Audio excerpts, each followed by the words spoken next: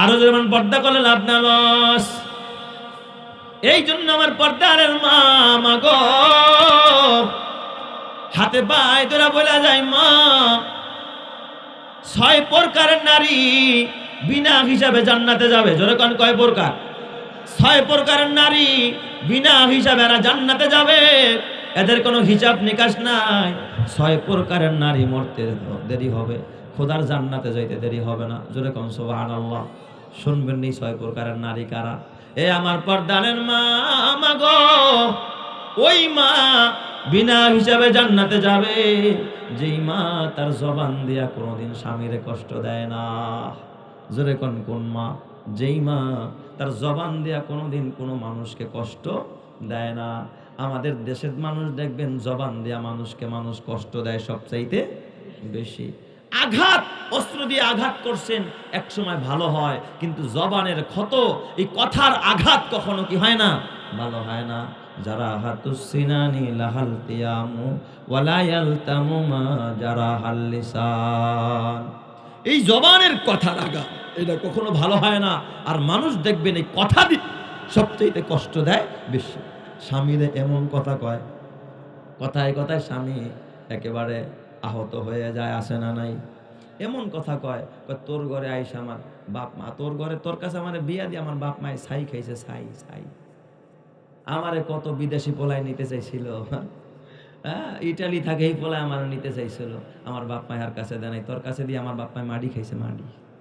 এই কথা যদি কোনো স্বামীরে কয়, ওই স্বামী তো দুনিয়ায় থাইকাও জাহান্নামে আছে। কথা কয় না কে? কি বলেন, জাহান্নামে আছে না নাই? আহারে, দেখবেন তার কথায় এত ধার, এত ধার। এই রকমের স্বামীরে আঘাত দিয়া দিয়া যারা কষ্ট পায় তারা জান্নাতি না জাহান্নামী? আরো জোরে কোন, জান্নাতি না জাহান্নামী? এই জন্য আমার মাকে ডাক দিয়া বলবো, মা ও মা, ওই মা ডাইরেক্ট জান্নাতে যাবে যেই মা জবান দিয়া স্বামীরে কষ্ট দেয় না।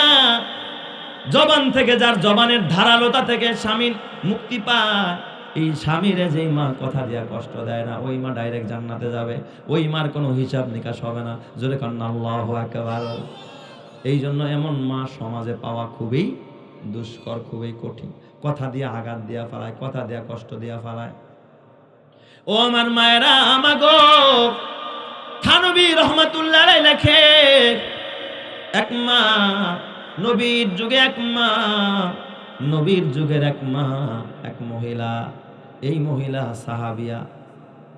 নবীর যুগের ঘটনা বাবা, যে স্বামীরে কষ্ট দিত, স্বামীর অবাধ্য ছিল, দিনের বেলায় রোজা রাখতো, রাতের বেলায় সারা রাত তাহাজ্জুদ পড়তো, কিন্তু তার জবান ছিল বড় ধারালো, কথায় কথায় স্বামীরে কষ্ট দিত, অহংকার করত।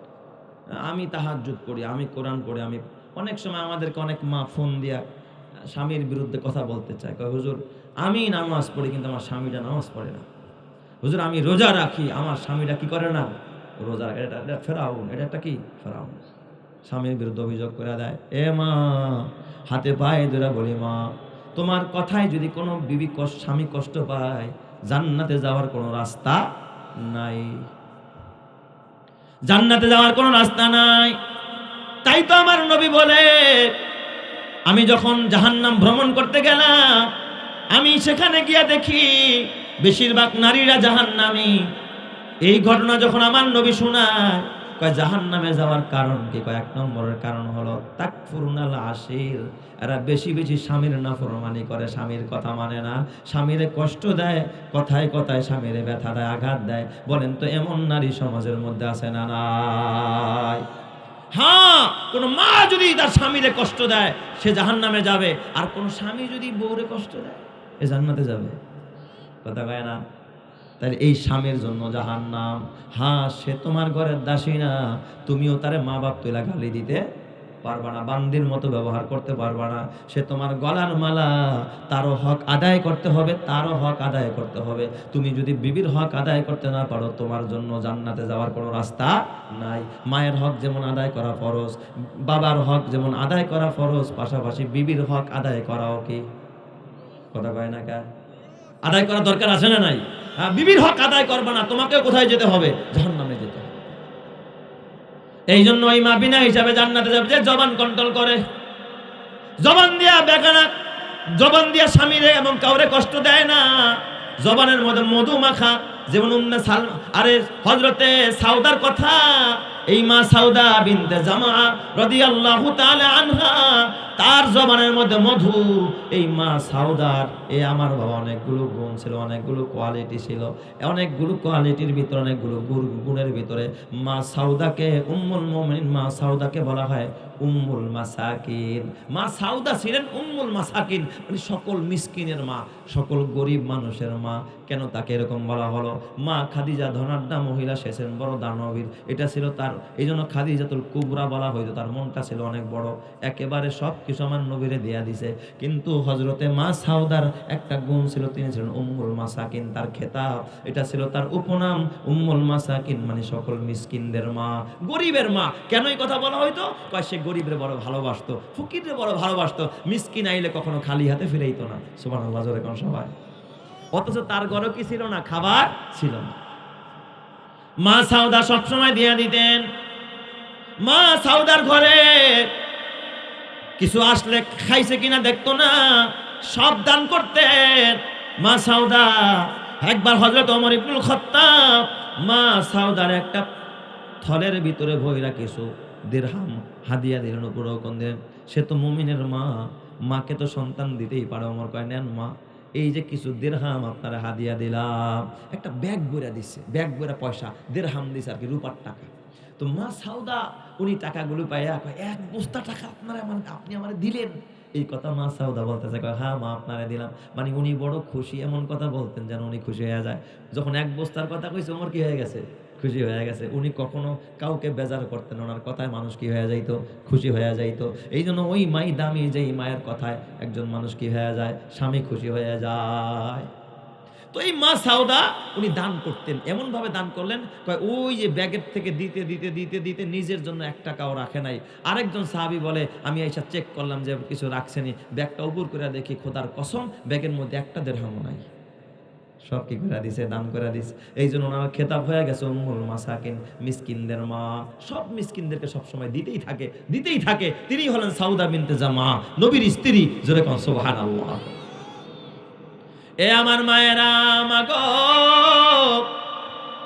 যার জবান কন্ট্রোলে থাকে ওই মা বিনা হিসাবে জান্নাতে যাবে। তাই তো আমার নবী বলে, মাইয়াজমানলি মা বাইনা লাহিয়াইহি ওয়া মা বাইনা রিজলাইহি আজমানু লাহুল জান্নাহ। কয় যার জবানকে কন্ট্রোল করতে পারবে আর লজ্জাস্থান কন্ট্রোল করতে পারবে, আমি মুহাম্মদ ওয়াদা দিলাম সে ডাইরেক্ট খোদার জান্নাতে যাবে। চিৎকার মেরে করেন আল্লাহু আকবার। তার জান্নাতের জামিন আমি হয়ে গেলাম, আমি তার জান্নাতে নিয়ে যাব। আল্লাহু আকবার, জোরে কোন সবাই। এই জন্য এই মুখেই জয়, এই মুখেই কি হয়? এই মুখের কথা সাপের বিষ নামে, এই মুখের কথায় মানুষের চোখে পানি আসে। কথা বল না সবাই। এই জন্য ওই মাই দামি মা, যার জবান কি থাকে? ভালো থাকে, কন্ট্রোলে থাকে। 2 নাম্বার, ওই নারী বিনা হিসাবে জান্নাতে যাবে যার লজ্জাস্থান কন্ট্রোলে থাকে। ও মা, যৌবনের ক্ষুধায় বেগানা পুরুষের সাথে ফোনে কথা বলবা না। যৌবনের চাহিদা আছে এই দেখে তো আরেকটা পুরুষের লগে ফোনে কথা কয়। বলেন তো আপনার এলাকার ভিতরে 70 বছরের কোনো দাদি কি কোনো দাদার লগে ফোনে কি ইটিস পিটিস আলাপ করেনি? কারণ কি তার কি নাই? যৌবনের ক্ষুধা নাই। ও মা, এই রূপ ধরা যৌবন এক সময় জং ধরে যাবে মা। এই লজ্জাস্থান কন্ট্রোল করো, স্বামীর পিছনেই ব্যয় করো, দুনিয়ার পর পুরুষের পিছনে যৌবনের ক্ষুধা মিটায়ও না। কোনো মা যদি তার যৌবনের ক্ষুধাটা শুধু স্বামীর জন্য নিরাপদ করতে পারে, পর পুরুষ থেকে বাঁচাইতে পারে, এই মা মরতে দেরি হবে। মা খাদিজার সাথে বিনা হিসাবে জান্নাতি বানাইতে আল্লাহ 1 সেকেন্ড দেরি করবে না। চিৎকার মেরে করেন আল্লাহু আকবার। তাহলে ডাইরেক্ট বিনা হিসাবে জান্নাতে যাবে কয় শ্রেণীর নারী? 6 শ্রেণীর নারী। 1 নম্বরে যে জবান কন্ট্রোল করে, 2 নম্বরে যে লজ্জাস্থান কন্ট্রোল করে। বুঝেন নাই আমার ওয়াজ? 3 নাম্বার, ওই মা ডাইরেক্ট জান্নাতে যাবে যেই মা 5 ওয়াক্ত নামাজ পড়ে। আল্লাহু আকবার, জোরে কোন সবাই। কয় ওয়াক্ত নামাজ? 5 ওয়াক্ত নামাজ। আল্লাহর রাসূল কয় আল মারআতু ইজা সাল্লাত খামসাহা। যেই মা 5 ওয়াক্ত নামাজ পড়বে, এটা হলো ওই মায়ের 3 নম্বরের আমল। যেই মা বিনা হিসাবে জান্নাতে যাবে। আর 4 নম্বর আমল হলো সামাত শাহরাহা। এবং রমজান মাসের রোজা রাখে, রোজা কখনো কাজা করে না। অনেক সময় দেখবেন আমার মায়ের পিরিয়ড যখন হয় রোজা ছেড়ে দেয়, নামাজের সার আছে কিন্তু রোজার সার আসেনি, এই রোজাটা পরবর্তীতে কাজা করার দরকার আছে না নাই? আমার মা কিন্তু পরবর্তীতে ওই রোজা কি করে না, কাজা করে না। এই জন্য জান্নাতে যদি যাইতে চাও মা, ও মায়েরা, ও আমার বোনেরা, মা গো, খবরদার খবরদার, ভাঙতি রোজাও কিন্তু তোমাকে রাখতে হবে মা। এই রোজাও যদি কাজা না করো তোমাকে জান্নাতে আল্লাহ দিবে না, জাহান্নামে জ্বলতে হবে মা গো। আমি তোমার সন্তান তুল্য মা, এই জন্য তোমার সতর্ক করে গেলাম মা গো। এই কথাগুলো যদি আমি না বলি কিয়ামতে তোমরা বিচার দিবা আল্লাহর কাছে, আল্লাহ এই কথাগুলো আমাদেরকে কেউ বলে নাই তাই আমরা আমল করতে পারি নাই। মা তোমার পায়ে হাত দিয়া বলি মা, রমজানের ভাঙতি রোজাগুলো যদি অতীত জীবনে ছুটে যায় আর বালেগা হওয়ার পর, প্রাপ্তবয়স্ক হওয়ার পর মা যদি তোমার রোজা ছুটে যায়, সেইগুলো কাজা করার দরকার আছে না নাই? এটা হলো 3-4 নম্বরের আমল। এ বাবা 5 নম্বরের আমল হলো আহসানাত ফারজাহা, যেই মা পর্দা করে চলে, যখন কি করে, পর্দা করে চলে। আর 6 নম্বর হলো আতাআত বালাহা, স্বামীর খেদমত করে, স্বামীর হুকুম মেনে চলে, স্বামীর অবাধ্য চলে না। আল্লাহর নবী বলে ফালতাদখুল মিন আইয়্যি আবওয়াবিল জান্নাতি শাআত, কিয়ামতের ময়দানে আল্লাহ ওই মাকে 8টা জান্নাতের দুয়ার খুলে দিয়া বলবে, তুমি যেই দরজা দিয়া ঢুকতে চাও আমি আল্লাহ তোমারে সেই দরজা দিয়েই জান্নাতি বানায়া দিব। চিৎকার মেরে কন্না আল্লাহু আকবার। আমার সোনার মা বোনেরা শোনো দিয়া মন, নারী হয়ে জন্ম তোমার পর্দা প্রয়োজন। পর্দা হলো দিনের বিধান মেনে চলো তাই, পর্দা ছাড়া চললে নারীর কোনো মূল্য নাই। মেয়ের আজে মায়ের জাতি কত যে সম্মান, পর্দা ছাড়া আজ নারী হচ্ছে অপমান। পত্রিকারি পাতা খুললে প্রায় দেখা যায়, এসিড নিক্ষেপ, নারী ধর্ষণ, এসব খবর রয়। পর্দা করে চললে নারী পাবে সবার শ্রদ্ধা, শয়তানেরই পোশাকে ছেড়ে করো দিনের পর্দা। জোরে জোরে কন্না আল্লাহু আকবার। তাহলে পর্দা মানে হলো একজন নারীর সৌন্দর্য বেগানা পুরুষ থেকে কি করে রাখা, আড়াল করে রাখার নাম কি? বুঝছেন তো পর্দা কারে কয়? নারীর সৌন্দর্য বেগানা পুরুষ থেকে আড়াল করে রাখার নামে কি পর্দা। এখন এটা বোরকা দিয়া করবেন না, বেড়া দিয়া করবেন না, সালা দিয়া করবেন, আপনি ভালো জানেন। ও নারীরা, ও আমার মায়েরা, মাগো, হাকিমুল উম্মাত লেখে, একজন মা, একজন নেককার মা, যেই মা স্বামীরে কষ্ট দেয় না, স্বামীর অকৃতজ্ঞ হয় না, এমন একজন মা রাতের বেলায় গোসল করে, রাতের বেলায় গোসল করে। এক নারীর ঘটনা থানবী রহমাতুল্লাহ আলাইহি লেখছে, রাতের বেলায় গোসল করে, দিনে গোসল করে না, রাতের বেলায় গোসল করে। এরপরে অলংকার পরে, কানের দুল লাগায়, নাকের ফুল লাগায়, তারপরে গলার মালা লাগায়, তার দামি 3 পিস যেটা আছে ওই 3 পিসটা পরে রাতের বেলায়, রাতের বেলায় পুইরা। এরপরে যতটুকু তার সাজার মতো প্রসাদনী আছে, একটু যা আছে একটু সেন লাগায়, আতর লাগায়। তারপরে ওই মা, ওই বোনটা তার স্বামীর কাছে যায়। স্বামীর কাছে গিয়ে স্বামীর কদমে হাত রাখে, ঘুমন্ত স্বামী, স্বামীর কদমে হাত রেখে ডাক দেখা, স্বামী আমার, ও প্রাণের স্বামী, কলিজার টুকরা স্বামী, শোনেন, আল্লাহ তাআলা আমাকে আপনার খেদমতের জন্য আল্লাহ তাআলা দুনিয়ায় পাঠাইছে। আপনি যদি বলেন আপনার খেদমত করব, আপনি যদি সময় চান সময় দিব, আপনি যদি বলেন আপনাকে এখন সঙ্গ দিতে হবে তাও দিতে আমি রাজি আছি। কিন্তু স্বামী আমার, যদি আপনার এখন কোনো সঙ্গ প্রয়োজন না হয়, আপনার যদি খেদমত প্রয়োজন না হয়, তাহলে আমাকে একটু অবসর দেন, তাহলে আমি এখন কিছু রবের কদমে দাঁড়ায় 2 রাকাত নামাজ আদায় করব। জোরে কোন সুবহানাল্লাহ। ওই নারী স্বামী যদি ডাকতো, কাছে যাইতো, এ বাবা তাহাজ্জুদের টাইমে কোন মা যদি উঠে, তখন কি স্বামীর খেদমত করবো না? পাত্তাই দিব না। আমি তাহাজ্জুদ পড়ি নারী, আমি কেমন নারী জানো, আমি তো রাবিয়া বসরির থেকেও সেরা, আমি তাহাজ্জুদ পড়ি। অথচ উনি তাহাজ্জুদ পড়তে ওইটা আগে গেছে কার কাছে? কথা কয় না, স্বামীর কাছে। এই কথাগুলো আমি বলতাম না বাবা, আপনারা বুঝেন না তাই বলি। আল্লাহ তাআলা কিয়ামতের ময়দানে কোন নারীকে এই কথা আল্লাহ বলে না, এ নারী, নারীর জন্য কিন্তু তার বাবার খেদমত আল্লাহ ফরজ করে নাই, মার খেদমত আল্লাহ ফরজ করে নাই। আল্লাহ তাআলা কিয়ামতের ময়দানে বলবে না, নারী আমার, আমি কিন্তু তুই মার খেদমত কেন করস না, এই জন্য জাহান্নামে যা। বাবার খেদমত করস তাই কেন, এই জন্য জাহান্নামে যা। কিন্তু আল্লাহ তাআলা হাজারো নারীকে বলবে ওয়াতাকফুরনাল আশিরা, স্বামীর অবাধ্য ছিল, স্বামীর কথা মানে নাই, স্বামীর সেবা করে নাই, স্বামীর হুকুম মানে নাই, এই জন্য জাহান্নামে জ্বলতে হবে। তাইলে একজন নারীর জন্য বাবা মার চাইতেও স্বামীর মর্যাদা হাজার গুণ। বুঝেন নাই কথা? এটাকে বলে ওয়াজ। যুবক ভাই হাতে পায়ে ধরে বলে যায়, বুঝেন না আপনারা, বুঝেন না। আল্লাহর রাসূল বলেন লাউ কুনতু আমুরু আহাদান আইয়াসজুদা লি আহাদিন লা আমারতুল মারআতা আন তাসজুদা লি জাওজিহা।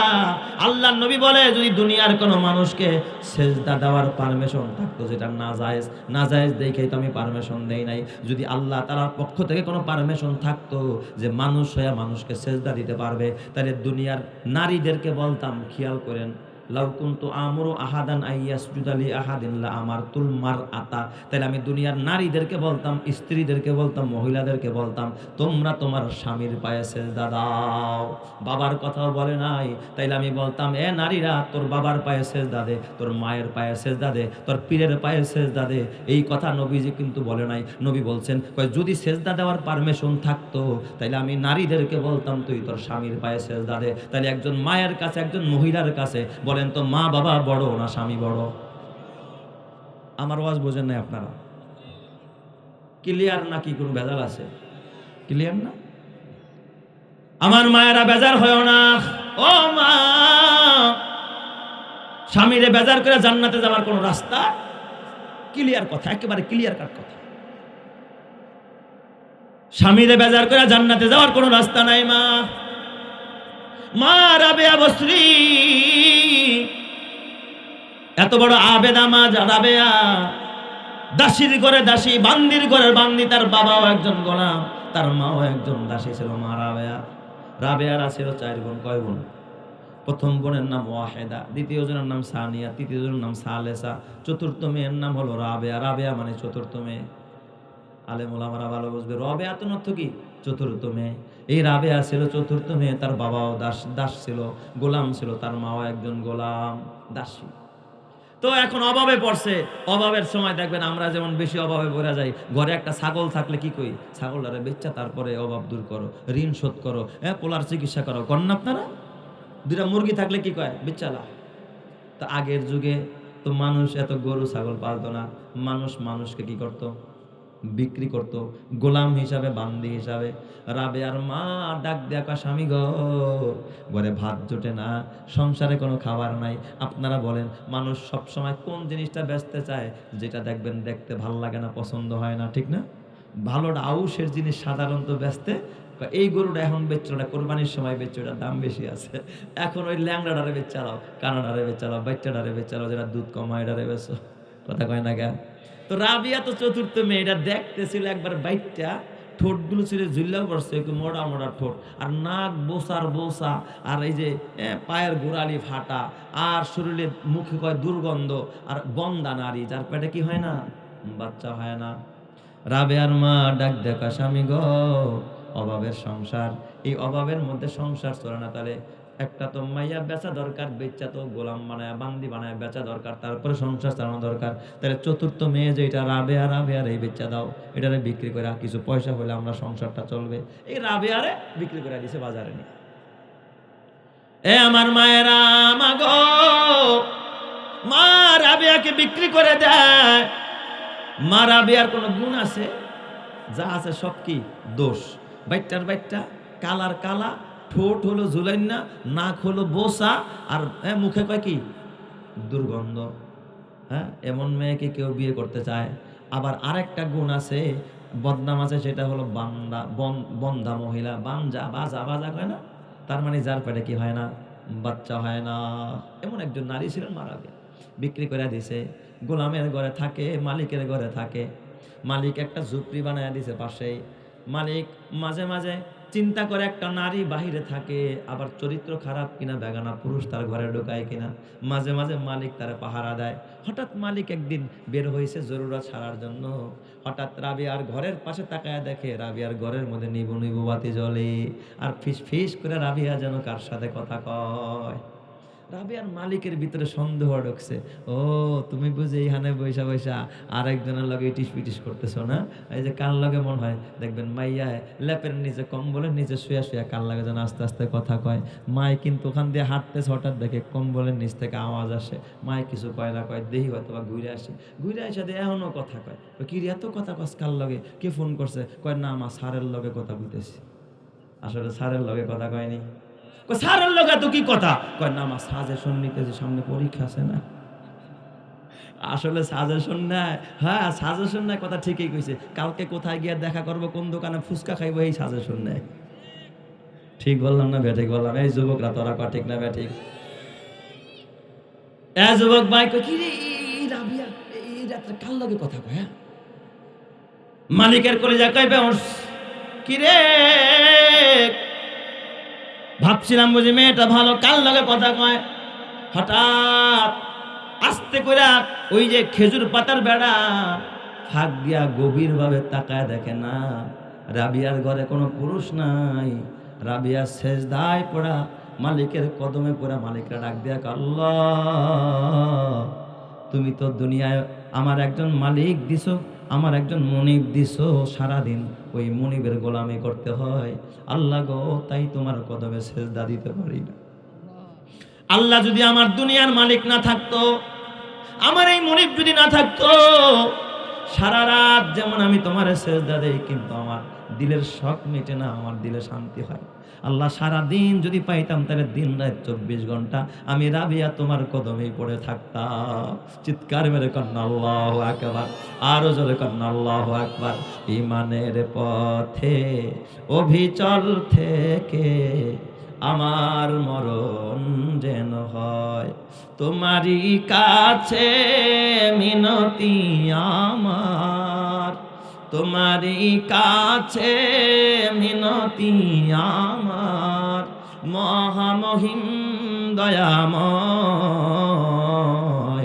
ইমানের পথে অভিচল থেকে আমার মরণ যেন হয়, প্রতিদিন মিথ্যের মুখোমুখি হয়, বেদিন ফাঁসে কেরা করে হইচই, আজাজিলে সে গোমরাহি সুর গানে করে তুলে মোহময়।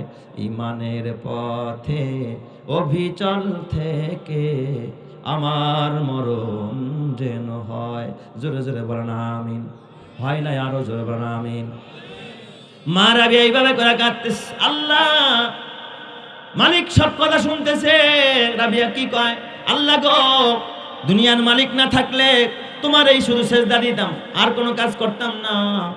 এই কথা যখন মালিক শুনছে সকালবেলা, রাবিয়ার ডাকছে, রাবিয়ার ডাক দিয়া কয় রাবিয়া, ওই জাতের কসম করে কই আজকে থেকে আমি তোমার আজাদ করে দিলাম। রাবিয়া আজকে থেকে আমি তোমার মুক্ত করে দিলাম। ও রাবিয়া, আমাকে আর কোনোদিন খেদমত করতে হবে না, যাও যাও, আমি তোমার স্বাধীন করে দিলাম, এখন থেকে আমার কাজ করা লাগবে না। রাবিয়া চোখের পানি ফেলা কান্দে আর ডাক দেয়া কর, মুনিব আপনি যদি আমার আজাদ করে দেন, আমার মাথা গোজার ঠাই নাই, যাওয়ার মতো জায়গা নাই, কে আমার থাকার জায়গা দিবে, কে আমার খাবার দিবে? ডাক দেয়া বলে, রাবিয়া যাও যাও, শুধু আজাদ করলাম তা না, আজকে থেকে আমি তোমার গোলাম হয়ে গেলাম। তুমি আমার বাড়িতে থাকবা, থাকবা খাইবা, আমি দেখাশোনা করব, কিন্তু আমি তোমার দ্বারা কোনো খেদমত নিব না, তুমি আমার মালিকের খেদমত করবা। চিৎকার মেরে কন্যা আল্লাহু আকবার। যাদের প্রেমেতে তুমি গো আজ হলে দিওয়ানা, এরা জেনে নাও কেউ কবরের সাথী হবে না। যাদের প্রেমেতে তুমি গো আজ হলে দিওয়ানা, এরা জেনে নাও কেউ কবরের সাথী হবে না। কেউ বুঝা তোমার নিবে না সেই হাসর ময়দানে, কেউ বুঝা তোমার নিবে না সেই হাসর ময়দানে।